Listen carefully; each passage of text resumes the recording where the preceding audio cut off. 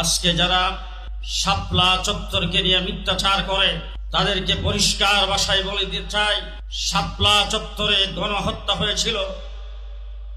রাতের অন্ধকারে বিদ্যুতের লাইন কেটে দিয়ে পাখির মতো গুলি করে শত শত ইসলামপন্থী তৌহিদি জনতাকে তাহাজ্জুদরত, মোনাজাতরত, জিকিররত অবস্থায় যারা গণহত্যা করেছে, কিয়ামত পর্যন্ত জাতি জীবন তাদেরকে ভুলবে না।